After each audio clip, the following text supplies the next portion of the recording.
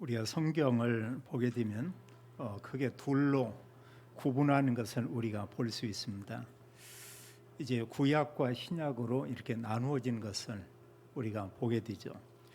여기 구약과 신약을 나누는 그 구분이 되는 그 구분점은 어떤 거냐? 그 기준은 바로 그리스도입니다. 예수 그리스도께서 이 땅에 오시기 전에 그리스도 오실 것을 미리 말씀한 내용이 구약의 말씀이고, 또 말씀한 그대로 그리스도가 이 땅에 오셨고, 오신 이후에 이제 그리스도의 공생의 사역과 함께 또 그의 제자들인 사도가 전한 말씀들을 기록한 내용이 신약 성경의 이런 말씀들이죠. 그래서 성경은 전체 이런 내용은 그리스도 보내겠다, 이 약속이 기록되어 있고, 또 성경은 그리스도께서 이미 오시었다, 이걸 말하고 있고, 그러면서 사도들이 또 성도님들이 전한 내용은 그 그리스도가 누구냐 이러면서 예수님께서 그리스도다, 이 사실을 알리고 이렇게 증거했죠. 사실 성경의 전체 모든 내용의 핵심이 되는 것은 바로 그리스도를 말하고 있고, 또 우리에게 중요하게 알린 것은 그 그리스도가 누구냐 이럴 때 예수님이 그리스도다 이렇게 말하고 있죠. 그럼 여기서 우리가 한 가지 이런 질문은 해봐야 될 것입니다. 왜 그리스도가 이 땅에 오셔야 하는가, 이런 질문을 우리가 할 수 있겠고요. 또 하나님께서는 왜 그리스도를 보내겠다고 말씀을 하셨고, 또 말씀한 그대로 그리스도를 이 땅에 보낸 것을 우리가 볼 수 있죠. 성경은 그 사실에 대해서 잘 말하고 있습니다. 이 땅의 모든 문제는 창세기 3장에서 온 그런 문제다, 이렇게 말하고 있죠. 우리가 사실 지금 예배를 이렇게 드립니다만, 예배를 드리면서 특히 설교의 시간에 성경의 본문의 말씀을 우리가 좀 읽고 집중하고 참 이렇게 중요하고요. 또 사실 설교 말씀에 좀 집중하면서 그 말씀을 듣는 것도 너무나 참 이렇게 중요하고요. 그 이후에 그 말씀에 대해서 우리가 좀 질문을 해봐야 되죠. 내가 성경을 통해서 들은 말씀이 내 마음에 얼마나 담겨져 있는가, 또 한 주간의 그 말씀을 내가 얼마나 이렇게 소중히 여기고 있는가, 어느 면에 그게 다라고 이렇게 볼 수가 있습니다. 믿음의 사람들은 하나님 말씀을 소중히 여기고, 말씀 가지고 기도하고, 말씀 가지고 살았고, 그 말씀 안에 있는 이 복음을 사람들에게 전하고 증거하는 것을 우리가 볼 수 있죠. 제가 왜 이 말씀을 하냐, 사실 우리가 다른 찬양도 할 수 있고, 또 때로 어떤 기도에 함께 참여할 수도 있고 이런데, 잘못하면 하나님의 말씀만 듣지 못할 수 있어요. 좀 심한 경우에는 우리가 사실 말씀이 아니고 다른 걸 이렇게 보고 있을 수도 있습니다. 그럼 다 놓치죠. 어느 사람은 보면은 그 중요한 예배 시간인데 예배 드리지 않고 다른 곳에 교회에 오긴 왔는데 있는, 또 이런 사람도 이렇게 있죠. 그러면 얼마나 중요한 것을 다 이렇게 놓치게 되겠습니까? 물론 그 사람에게 이런 일 저런 일 여러 가지가 있을 것입니다. 그러나 이미 이제 그런 분들은 사실 이런 성령의 인도를 받기가 조금 어렵겠죠. 그래서 우리가 특히 예배와 함께 이런 말씀 시간에 조금 우리의 마음을 거기에 담고 우리가 집중하는, 이게 너무 참 중요한 것 같습니다. 그 말씀 그대로 그런 복음이 우리 마음, 우리의 중심에 담기고, 그 복음이 우리의 영혼에, 이제 결국 이런 가운데 우리가 기도할 때 하늘 보좌와 이렇게 연결되는 것을 우리가 볼 수 있죠. 이제 이런 분들이 고백하는 것이 이제 하나님께서 나와 함께 계신다, 이런 고백을 우리가 할 수 있을 것입니다. 그래서 우리가 많은 복이 있지만 이런 복 중에 복이 뭐냐, 그리스도가 왜 오셨나, 이걸 올바로 알고요. 또 성경은 그리스도께서 오셔서 창세기 3장에 시작된 죄와 사단과 지옥의 문제를 다 끝냈다고 말하고 있습니다. 우리가 잘 알지만 그 원죄 해결되지 않아요. 또 그런가 하면 사실 어느 가정이 사단에게 운명에 사로잡혀 있습니다. 거기서 빠져나올 수가 없죠. 더 나가서 이런 가운데 결국은 이 세상을 떠나면 지옥에 갈 수밖에 없을 것입니다. 이 문제는 누구도 해결할 수 없어요. 그래서 하나님께서는 이 땅에 모든 사람을 사랑하고 그들을 구원하기 위해서 그리스도를 보내겠다 이렇게 약속을 했죠. 우리가 우리 곁에 우리 주변에 더 나아가서 넓게 이렇게 보면 세상적으로 성공한 사람들이 많이 있습니다. 또 돈을 많이 번 사람들이 이렇게 있습니다. 그런 사람들을 우리가 보는 가운데 그분들이 만약에 복음이 없는 사람입니다. 이럴 때 우리 한 두 가지만 이렇게 한번 보기 바랍니다. 하나는 그들이 정말로 행복할까? 이런 질문을 우리가 해볼 수가 있겠죠.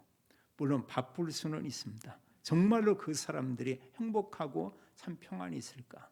또 하나는 우리가 이제 그런 사람들을 보면서 이제 어느 면에 세상과 많은 것을 다 가졌습니다.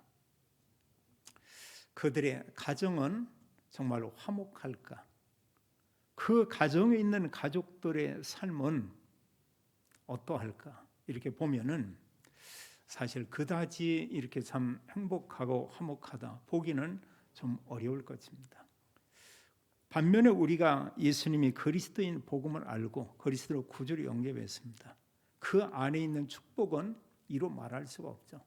그래서 사실 세상 것하고는 전혀 다른 것을 우리가 볼 수 있습니다.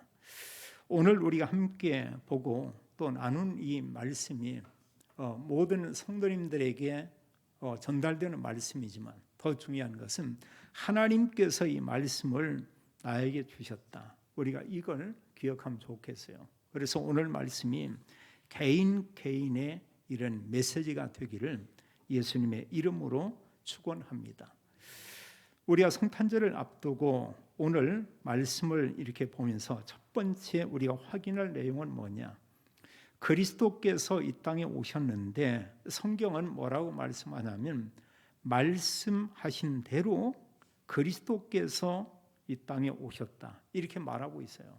그리고 구약에 많은 내용들이 있지만 구약에 뭘 얘기하고 있냐? 성경은 말하기를 아담의 후손이 아닌 남자의 후손이 아닌 여자의 후손으로 그리스도가 오실 것이다 이렇게 예언을 했죠. 그리고 창세기 3장 15절에는 아담과 하와 죄를 범하자마자 이렇게 말씀을 했습니다. 그리스도 보내겠다. 그는 어떤 모양으로 오냐? 여자의 후손으로 오게 될 것이다. 이렇게 말씀을 했어요. 또 많은 시간이 지났습니다. 그런 가운데 이사야 선지자를 통해서 또 말씀하고 있죠. 이사야 7장 14절에 말하고 있습니다. 보라, 처녀가 잉태하여 아들을 낳을 것이요 그 이름을 임마누엘이라 하리라 이렇게 말씀했습니다. 창세기 3장 15절하고 같은 내용이죠.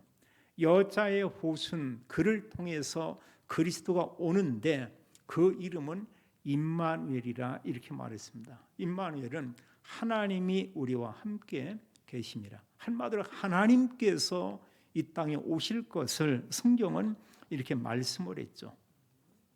또 미가서 5장 2절에 보니까 그리스도가 이 땅에 오시는데 오시게 되는 그 지역에 대해서 말하고 있습니다. 우리나라도 이렇게 보면은 많은 지역들이 있죠.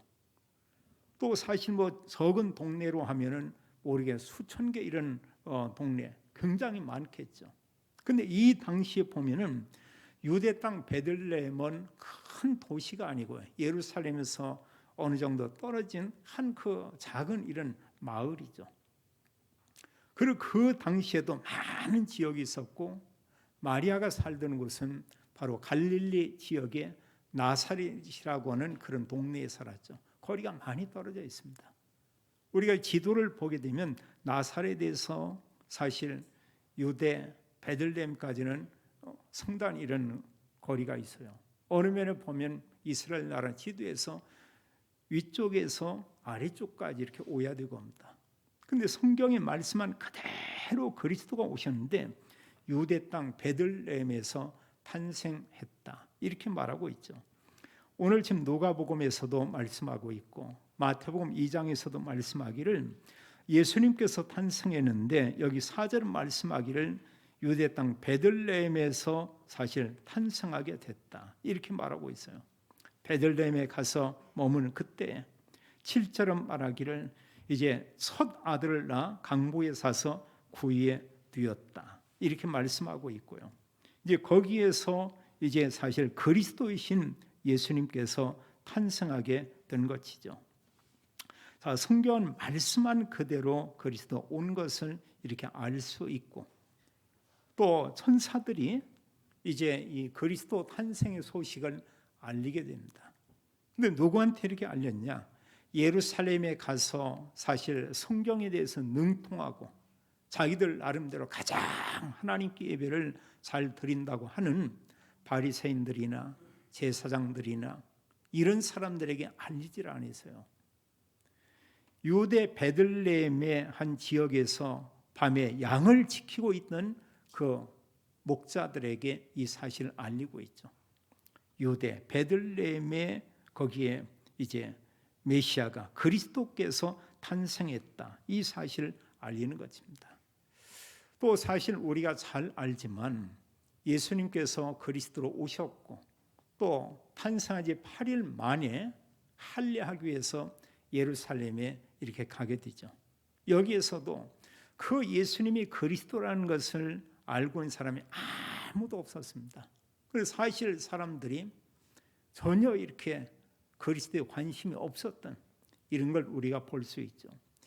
마태복음 2장에 보면은 동방에서 온 박사들이 별을 보고 오고, 그들이 온 것은 메시아가 올 걸 기다렸고 메시아가 왔다는 것을 알게 됐습니다. 그 사실을 알고 이제 유대 땅에 오게 되고 베들레헴에 와서 이렇게 묻는 것이죠. 유대인의 왕으로 오신 분이 어디에 있습니까? 이 소식을 듣고 예루살렘의 한바탕 큰 소동 가운데 있었다고 했어요. 헤롯 같은 경우 더 말할 것도 없고요. 그리고 모든 사람들이 소동하고 이런 가운데 헤롯이 묻죠. 그리스도가 오시는데 어디에 온다고 했냐? 유대 베들레헴입니다, 이렇게 얘기를 했죠. 그런 가운데 성경학자나 그 수많은 사람들 가운데 베들레헴에 찾아간 사람은 성경의 기록에 보면 단 한 사람도 이렇게 없었습니다. 전혀 그 누구도 그리스도에 관심이 없었고요.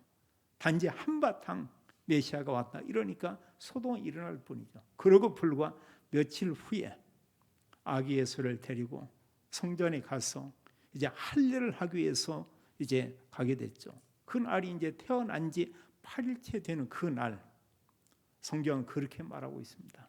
성전 안에서 그 아기를 보고 그리스도로 알고 경배한 사람은 성경에 보면 나이 많은 이제 시몬, 나이가 많은 여선지 안나, 그들 위에는 아무도 몰랐다고 얘기하고 있어요. 어느 면에 지금도 그럴 것입니다. 성탄절 크리스마스, 여러분 사람들이 크리스마스 또 많은 모임을 갖습니다. 축제를 합니다. 그럼 말씀한 그들 그리스도 왔지만 거기에 관심이 없죠. 어느 면에 보면은 이런 성탄 틀이 이런 부분들을 교회에서도 하지만 술집에도 그거 장식해 놓는다고요. 또 그런가 하면 다른 데 어떤 사람들이 춤추고 놀고 이러면서 이런 전혀 정서적으로 봄과 다른 곳에도 그걸 장식해 놓죠. 중요한 것은 거기 영적인 이런 배경입니다. 교회 안에는 성삼위 하나님이 역사하지만 그런 곳에는 물론 하나님 계시겠지만 사단이 역사하고 있죠. 이러면서 많은 사실 이런저런 문제들이 생기고 더 나아가서는 그런 것을 통해서 여러 가지 수많은 범죄들이 일어나는 것은 우리가 볼 수 있죠. 자, 성경에 말씀한 그대로 왜 그러면 하나님께서는 천사들을 통해서 이런 어느 면에 보면은 대단한 배경 있는 사람이 아니고 그 당시에 아무 배경이 없는 그런 사람이에요. 나이든 어르신들. 그런가 하면 사실 밤에 잠도 못 자고 양을 지키고 있는 목자들, 그들에게 그리스도 온 사실을 알리게 되죠. 그럼 다른 사람에게 만약 알렸다, 바리새인들에게 알리고 제사장들에게 이 사실을 알리고, 그럼 그들이 예수님께서 경배하냐? 하지 않죠. 헤롯 왕 같은 그들에게 이 사실을 알렸다. 헤롯이 말로는 나도 가서 경배하겠다 했지만 그 입으로는 그랬지만 헤롯 왕의 마음 가운데 메시아가 왔다고, 유대인의 왕이 태어난다고, 그를 죽이려고 하는 그 마음을 굳게 가지고 있었습니다. 우리가 이 사실을 알았다는 것은 너무나 참 이렇게 놀라운 것이고요. 성경은 그렇게 말하고 있어요. 말씀은 그대로 그리스도께서 이 땅에 오셨고 탄생했고, 또 성경 말씀하기를 그리스도이신 예수님을 통해서만 인간이 구원받는 것을 말하고 있습니다. 성경 전체는 그걸 얘기하고 있잖아요. 그리스도를 통한 인간 구원. 이 일이 마지막까지 다 이루어지면 성경은 지구의 종말이 오는 것을 말하고 있습니다. 근데 그보다 더 우리가 앞서 준비할 것은 지구 종말 오긴 오겠죠. 개인의 종말에 그런 시간이 있죠. 이 시간표가 있어요. 이 땅에 우리가 살면서 그리스도가 누군지 알고 사실을 고백하고 자녀된 신분을 가지고 있다면 이제 우리는 하나님 나라 천국에 영원히 있죠. 뭐 100년이 아니죠. 영원히. 반면에 구원받지 못한 그 사람은 아무리 땅에서 대단한 배경을 가지고 또 성공한 인물이라 할지라도 그 사람이 가는 곳은 어디냐? 성경은 영원한 지옥이라고 있습니다. 지옥도 또한 그 영원하죠.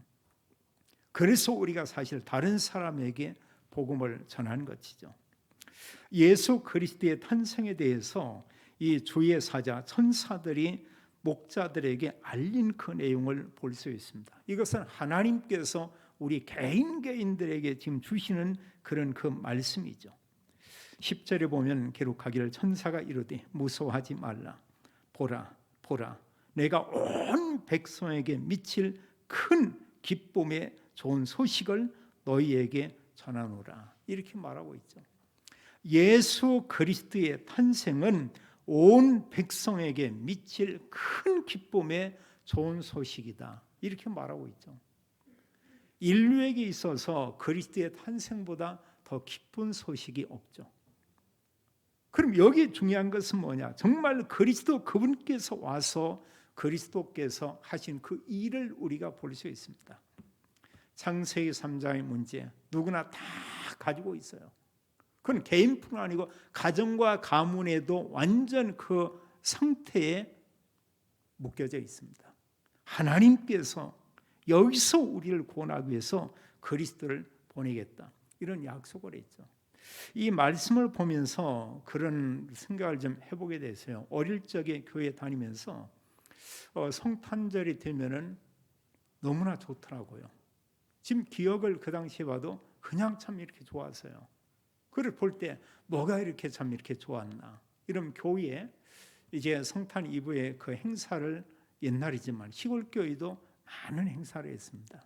그리고 그 연습을 뭐 벌써 막 한 달 전, 심지어는 이제 추수감사주일이 지나면 바로 이제 그 연습을 해요.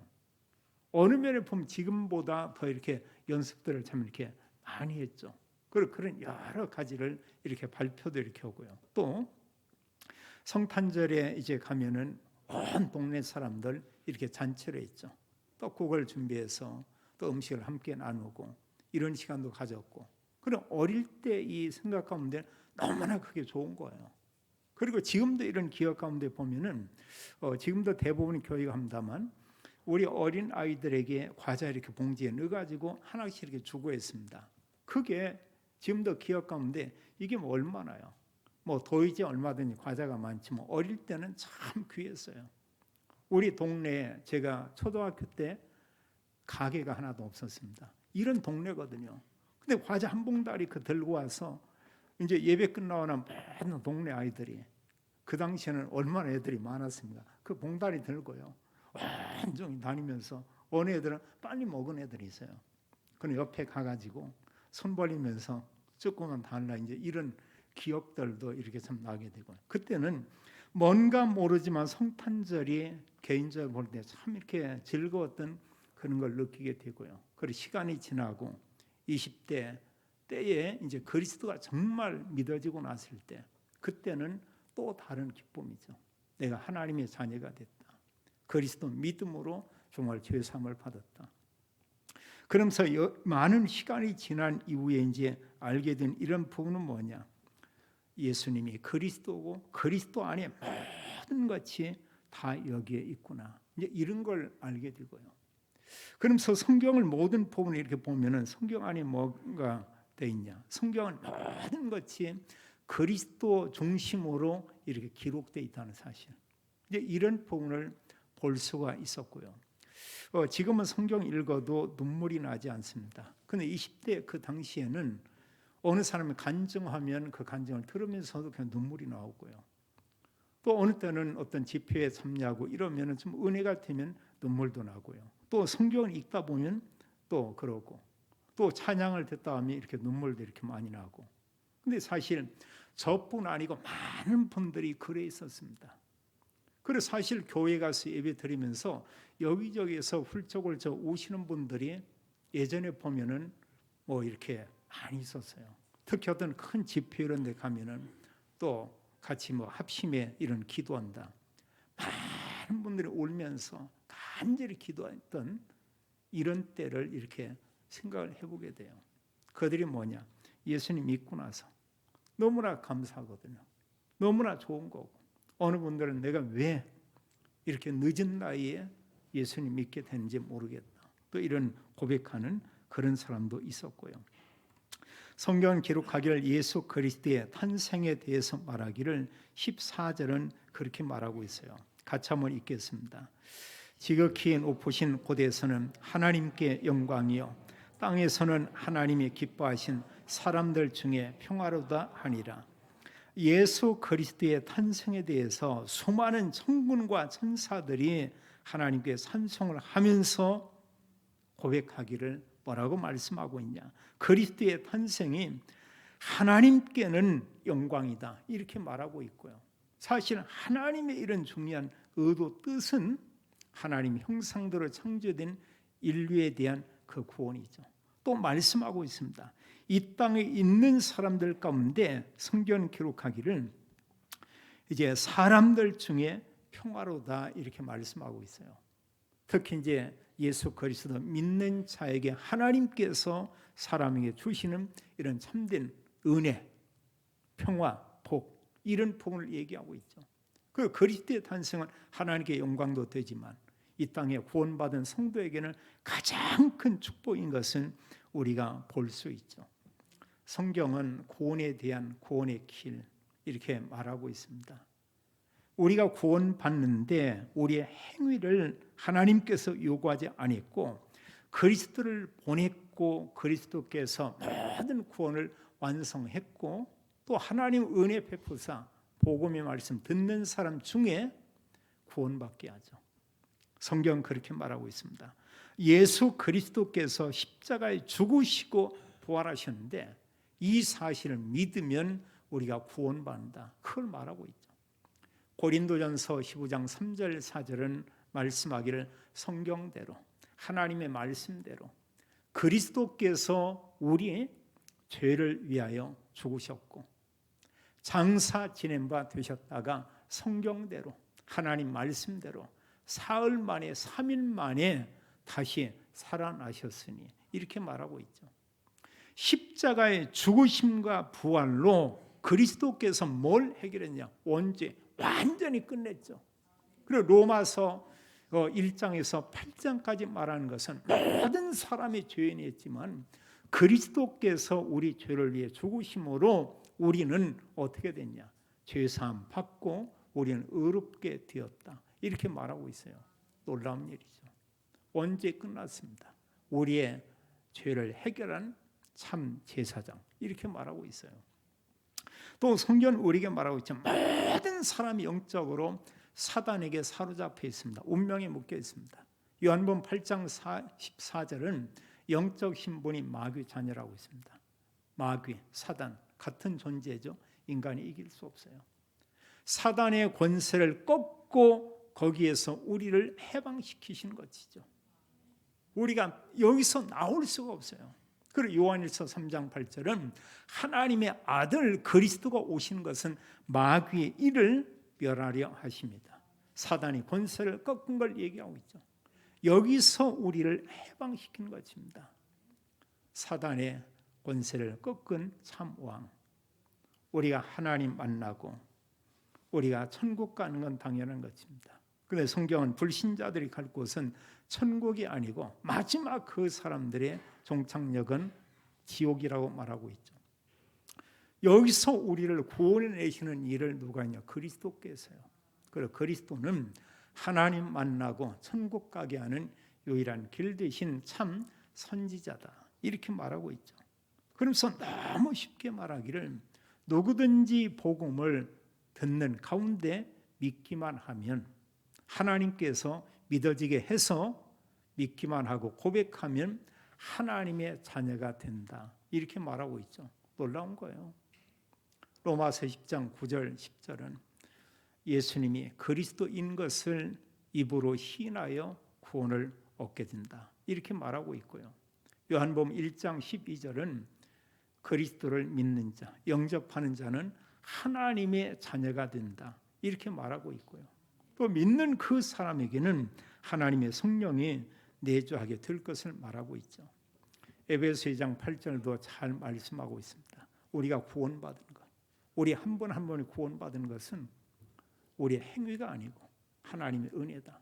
너희가 그 은혜에 의하여 믿음으로 말미암아 구원을 얻었나니 이것이 너희에게서 난 것이 아니요 너희에게서 난 것이 아니요 하나님의 선물이다, 이렇게 말하고 있죠.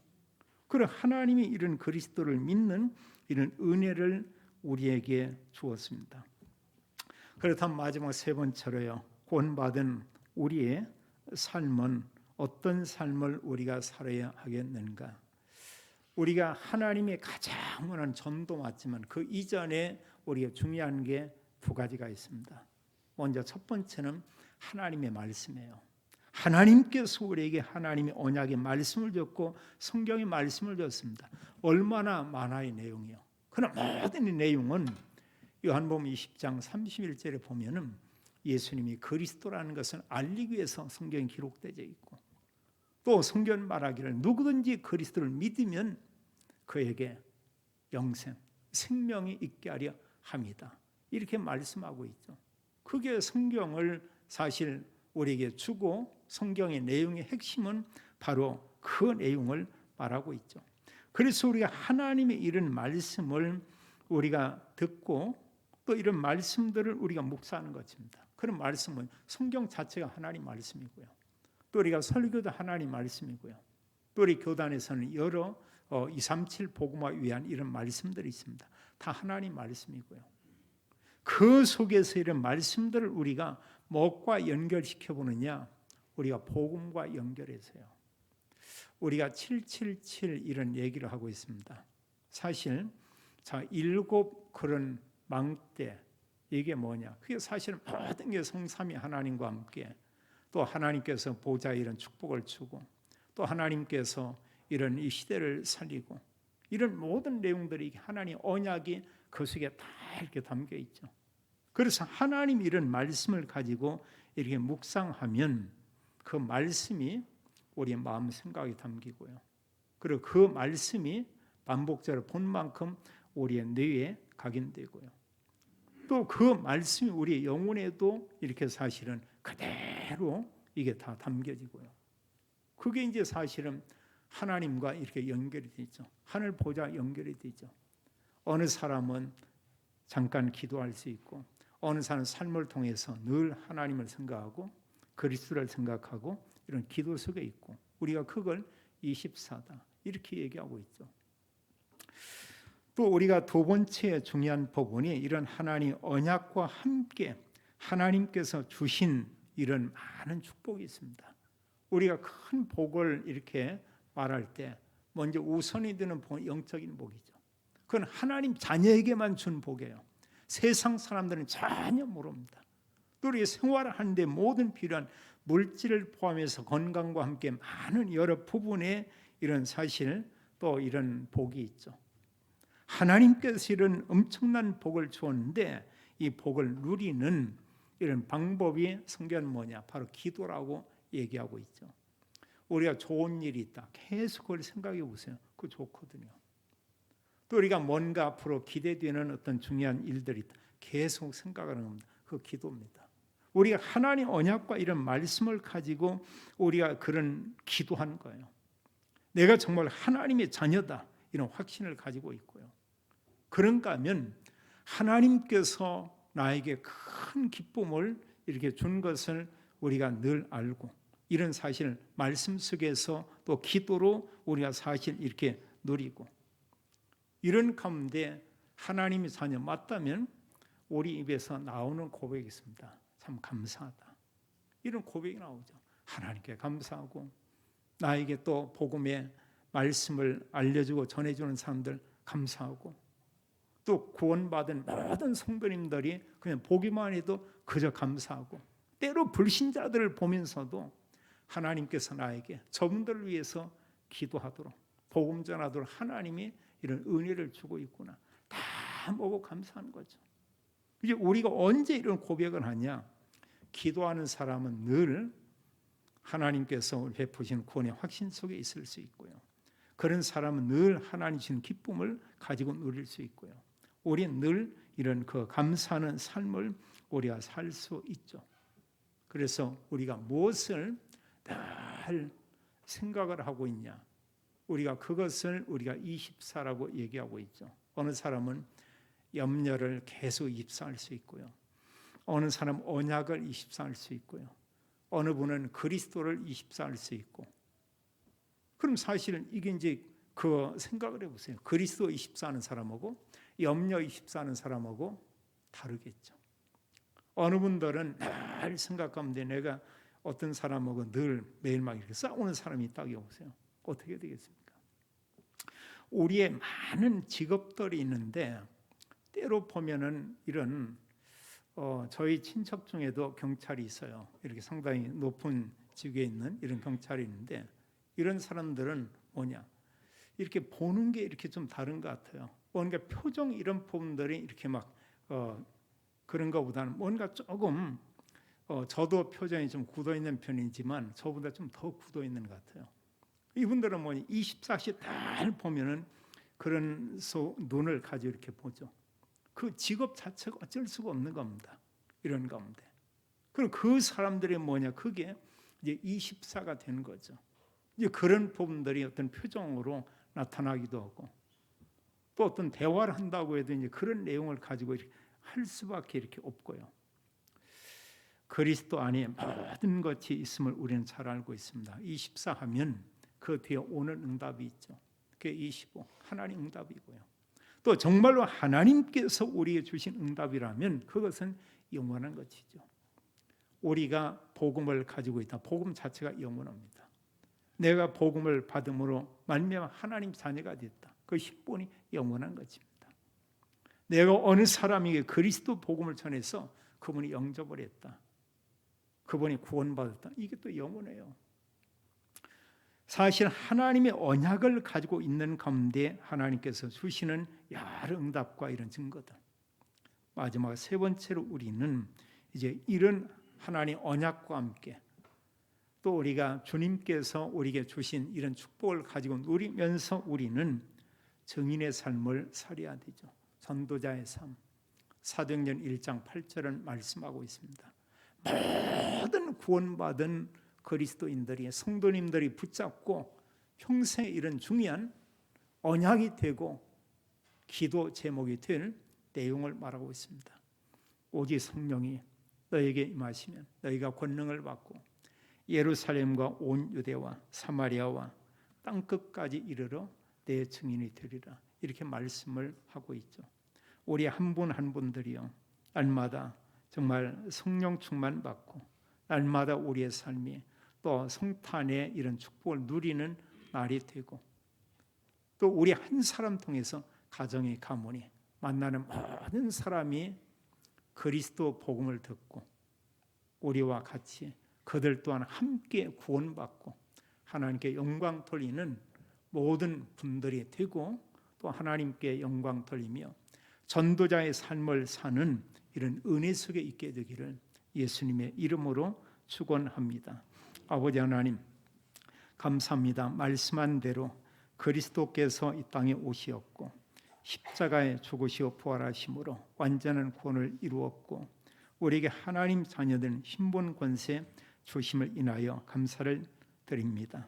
말씀과 그리스도 언약 가지고 우리가 깊이 묵상하고 기도하고 또 하나님께서 우리에게 주신 영적인 이런 복을 가지고 또 성령 충만 우리가 가지고 증인의 삶을 살도록 하나님 축복이 원하며 언약 가진 믿음의 가정 또 산업 하나님이 축복하옵소서. 주 예수 그리스도 이름으로 기도하옵나이다. 아멘.